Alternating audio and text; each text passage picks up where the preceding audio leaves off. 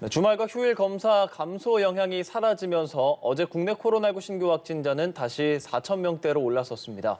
방역 당국은 오미크론 대응을 위해 면역 저하자들을 대상으로 4차 접종도 검토하고 있습니다. 한편 방역 패스를 학원과 독서실 등 이 교육시설에 적용한 정부의 정책에 법원이 제동을 걸었습니다. 관련 내용들 이형미 세브란스 병원 진단검사의학과 교수와 함께 짚어봅니다. 어서 오십시오. 어서 오십시오. 네, 어제 하루 발생한 코로나19 신규 확진자 수 4,444명입니다. 지난 한 주와 비교를 해봤을 때 많이 줄어들면서 11월 마지막 주 수요일에 4천 명대가 나온 이후 처음이더라고요. 앞으로 이렇게 4천 명대 계속 유지가 될까요? 아니면 더 내려갈까요?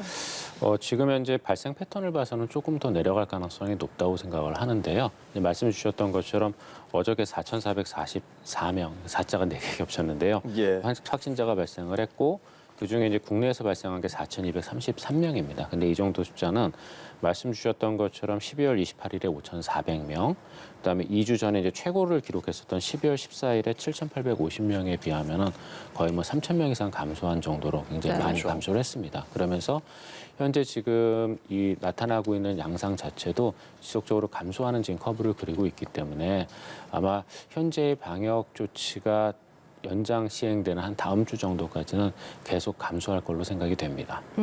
이런 가운데 위중증 환자 수도 2주 사이 가장 낮은 수치까지 떨어졌습니다. 953명.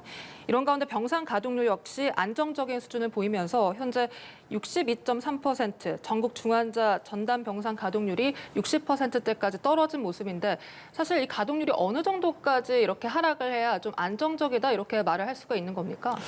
중요한 건 가동률이 아니라 아마 중환자, 위중증 환자의 숫자일 것 같은데요. 네. 일단 이렇게 가동률이 감소한 데에는 위중증 환자 숫자가 감소한 것도 있지만 사실은 위중증 환자 병상이 많이 늘어났기 때문도 있거든요. 네. 지금 어제 같은 경우에는 확진자 숫자는 4,444명으로 많이 감소를 했지만 위중증 환자 숫자는 여전히 953명으로 네. 지금 높게 유지가 되는 정도 수준이거든요. 그러면서 현재 위중증 환자 병상이 11월 초에 저희가 단계적 일상회복 들어가기 전에 전국에 있는 위중증 환자 병상이 한 890개 정도 수준이었거든요. 예. 그래서 이걸 이미 넘어가 있는 상황입니다. 그런데 그 사이 위중증 환자가 많이 늘다 보니까 정부에서 행정명령을 발동을 해서 일반 환자를 볼 수 있는 그 병상 여력을 코로나19 위중증 환자 위주로 이제 전환을 했고 그래서 지금 현재 갖고 있는 전국의 위중증 환자 병상이 한 1,500개 정도 되거든요. 네. 그래서 지금 이게 병상 가동률이 떨어진 거지 위중증 환자 숫자가 우리가 감당할 수 있는 정도 수준으로 지금 떨어진 건 아니거든요.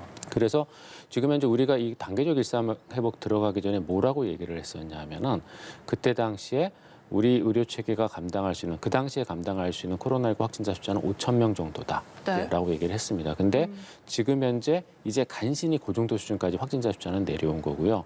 그다음에 위중증 환자 숫자는 그 당시에 갖고 있던 중환자 병상 890개 중에서 75% 정도를 넘어가면 그러니까 한 700명 정도를 넘어가면은 좀 어려울 수도 있다라고 얘기를 했었는데 지금 현재 위중증 환자 숫자 953명이니까 예. 그 정도 수준에 비해서는 거의 지금 250명 정도 지금 훨씬 더 많은 거거든요. 그래서 그런 것들을 고려했을 때 지금 현재 상황이 확진자 숫자가 감소하는 거는 좋지만 이 효과가 위중증 환자 병상까지 나타나기 위해서는 한 1, 2주 정도가 필요하다는 거를 고려했을 때 아직 위중증 환자까지 안심할 단계는 아니다라고 생각이 되고요.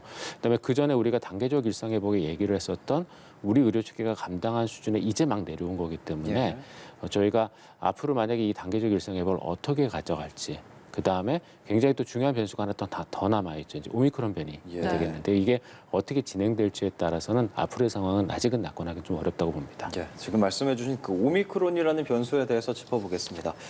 아까 기사에서도 접했지만 오미크론이 전 세계적으로 우세종이 되면서 정말 사상 최다의 확진자가 나오고 있습니다. 미국은 100만 명까지 나온 상황이더라고요. 국내도 당연히 걱정이 되는데 이렇게 상당히 많은 확진자가 나오는 전 세계적인 상황 우려가 될 수밖에 없겠죠?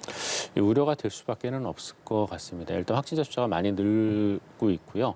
근데 거기에 따라서 이제 일부 입원하는 사람들의 숫자도 지금 계속 늘고 있는 상황이거든요. 특히 입원자의 숫자가 이제 어떤 그룹에서 많이 발생을 하고 있냐면은 예방 접종을 하지 않은 군에서 많이 발생을 하고 있고 그 군의 아주 대표적인 예가 이제 아이들입니다. 그래서 미국 같은 경우에도 이 오미크론 변이가 확산되면서 주로 지금 많은 입원자가 발생하고 있는 게 이제 성인 중에서도 미접종 그룹 그룹하고 그다음에 미접종조가 많은 아이들 그룹에서 발생을 하고 있거든요. 그래서 분명히 여기에 따른 의료 자원의 소모나 이런 것들 저희가 걱정을 해야 되는데 한 가지 다행인 거는 전 세계적인 그 코로나19의 발생 현황을 봤을 때 지금 이제 발생자 숫자가 거의 100만 명 이상 지금 계속 나오고 굉장히 많이 폭증한 건 맞거든요. 근데 이러한 폭증이 대부분 지금 어디서 나타나고 있냐면 예방접종률이 높은 유럽이나 미국 쪽에서 나타나고 있는 편이거든요. 그러다 보니까 이전에 있었던 대유행과는 다르게 확진자 숫자는 굉장히 많이 늘고 있는데 반해서 사망자 숫자는 그렇게 증가하지 않고 오히려 약간 감소하거나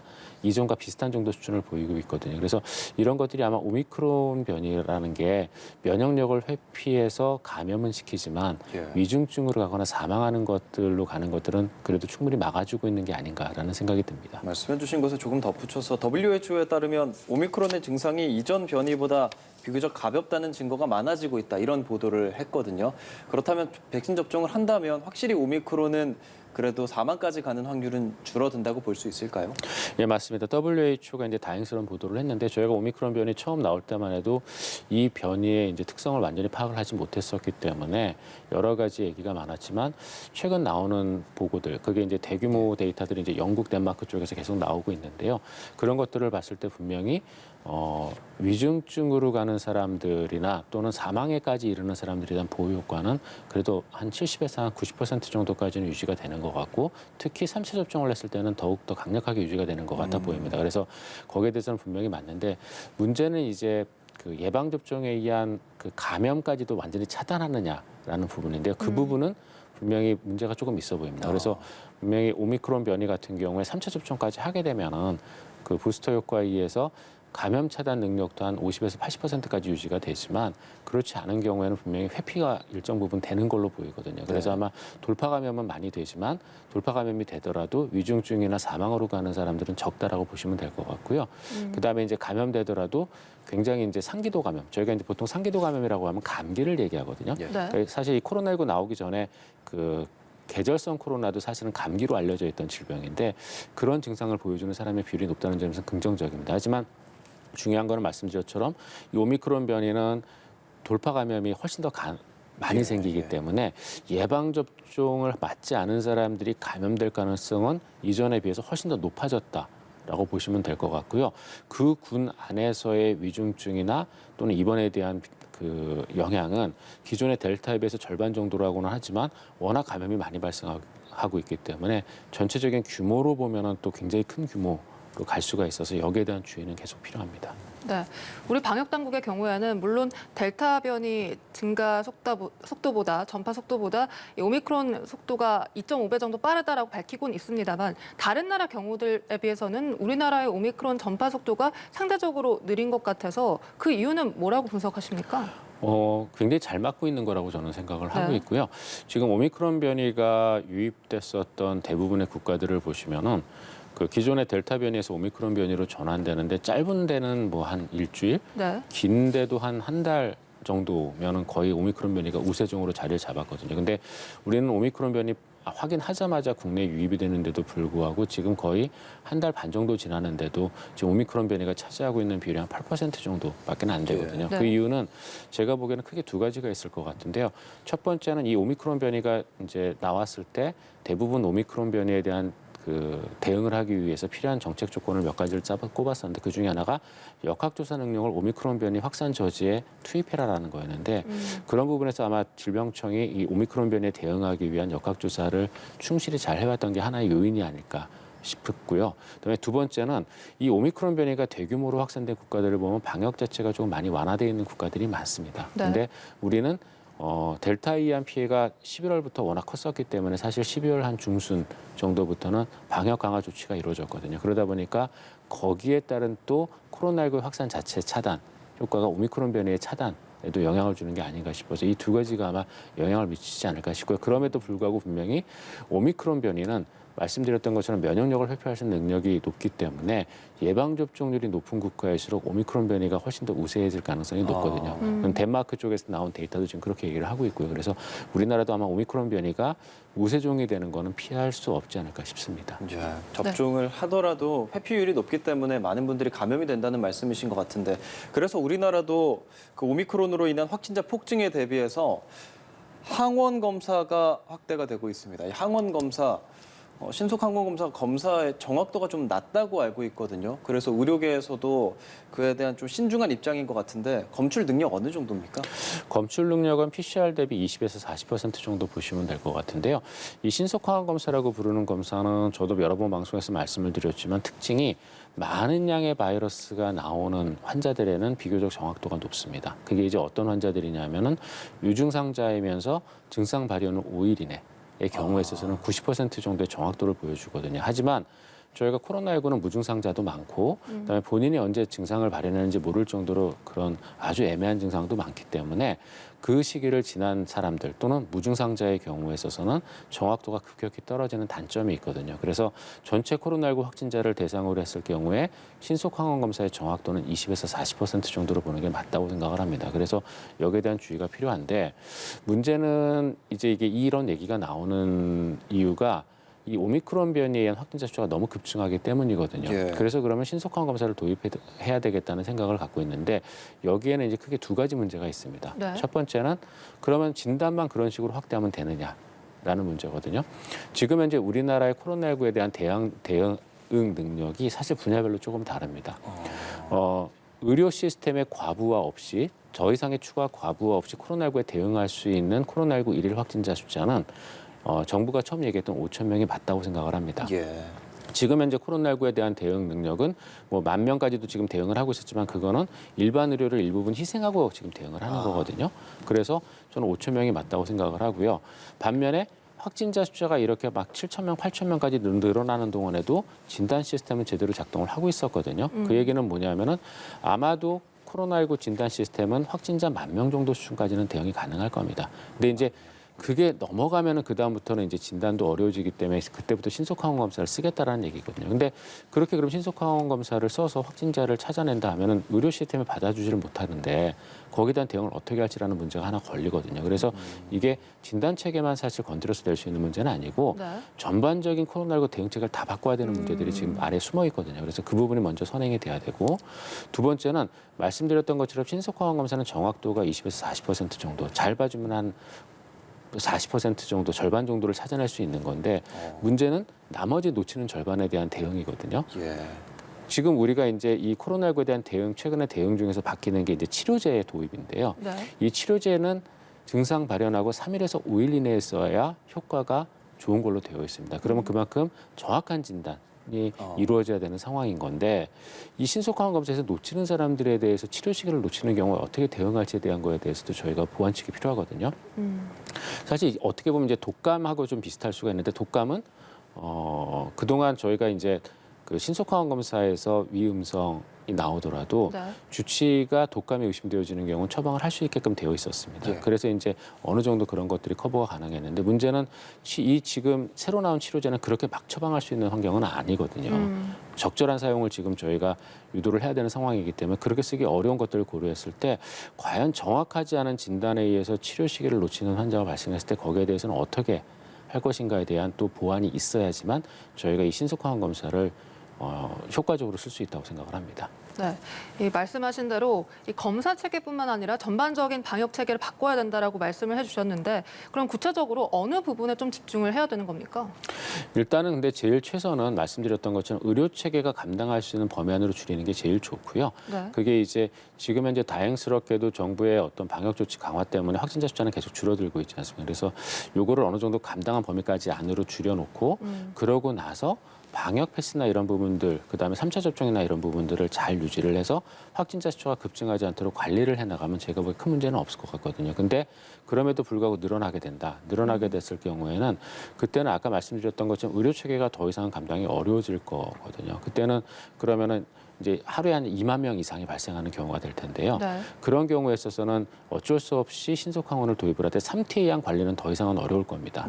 저희가 보통 얘기했던 방역적 관리는 어려울 거고 환자가 확인되면은 자가에서 그러니까 집에서 자가 치료를 하게 된다거나 이런 식으로 움직여야 될 가능성이 높거든요. 그래서 이 밸런스를 어떻게 맞춰갈지 그 부분에 대한 고민과 그다음에 사회적인 합의 같은 것도 저는 필요하다고 생각을 합니다. 네, 이 교수님께서 방역 패스를 적절히 이용을 해야 된다.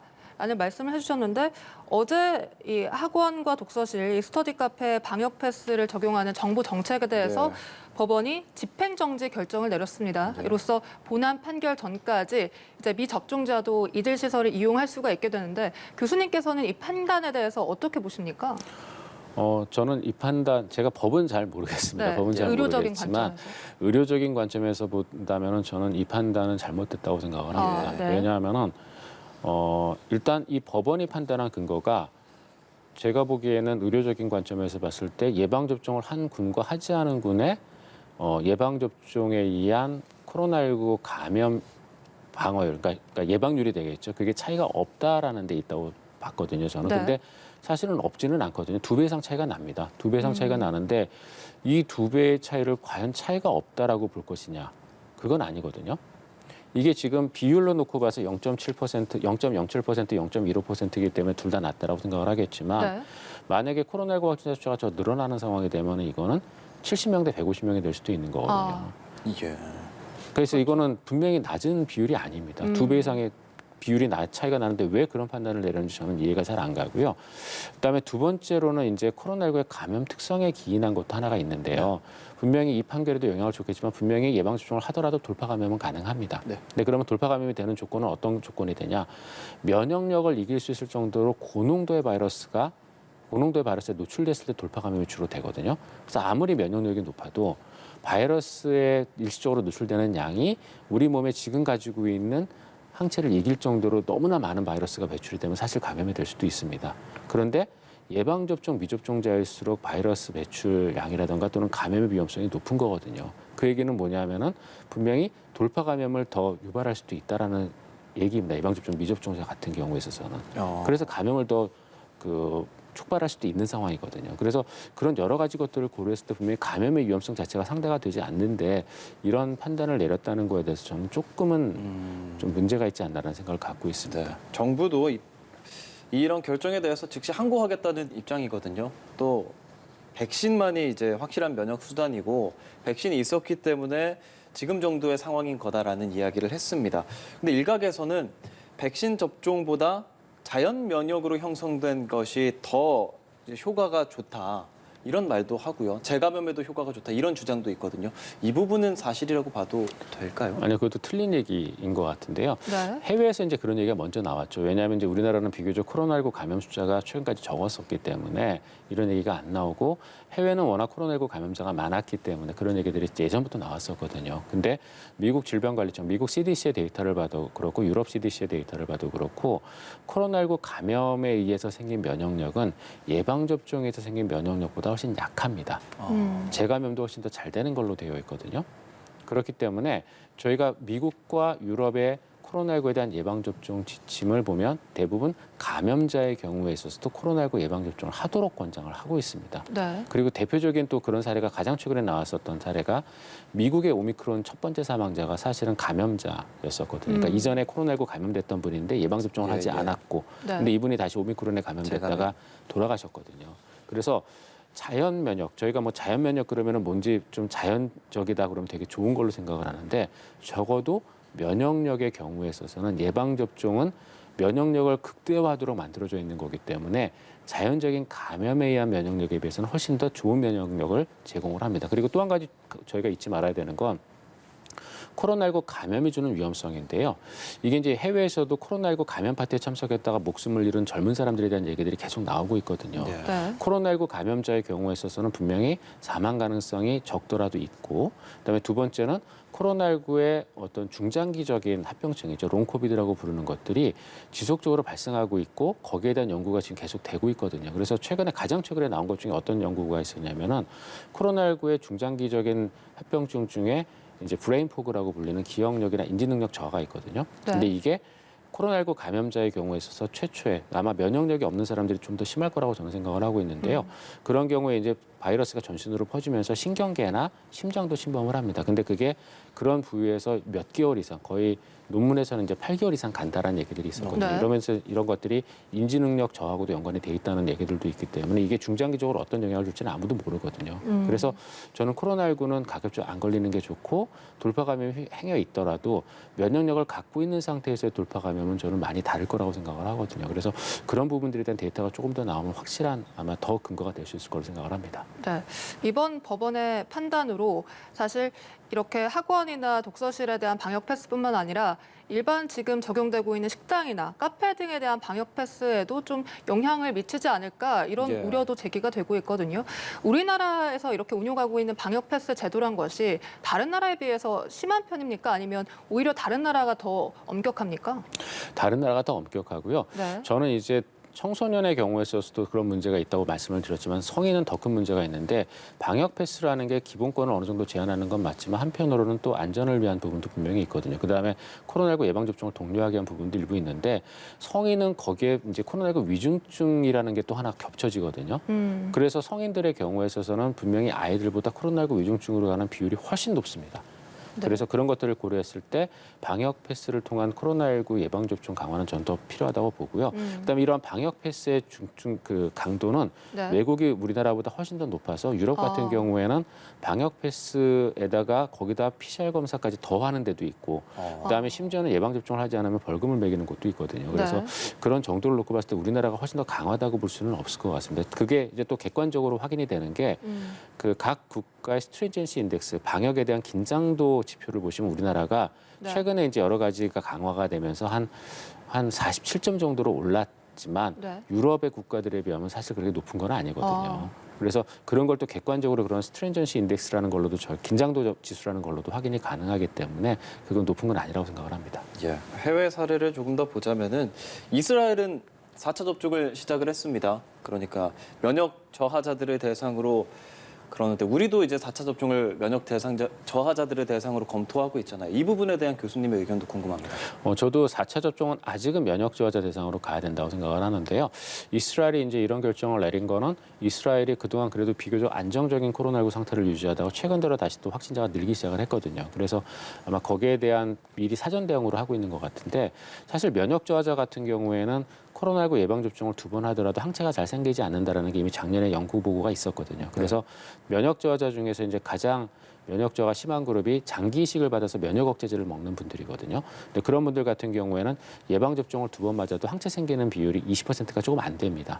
그리고 3번을 맞으면은 한 60에서 70% 정도 생기거든요. 네. 그 얘기는 뭐냐면은 면역 저하자는 3번 예방 접종을 해도 3분의 1 정도는 항체가 안 생긴다는 얘기이기 때문에 그런 분들에 대해서는 4차 접종이 사실 필요하다는 얘기가 작년부터 있었거든요. 네. 근데 이스라엘도 이제 막 거기에 대해서 일단 취약계층을 먼저 지금 접종을 하고 있는 걸로 생각이 되고요.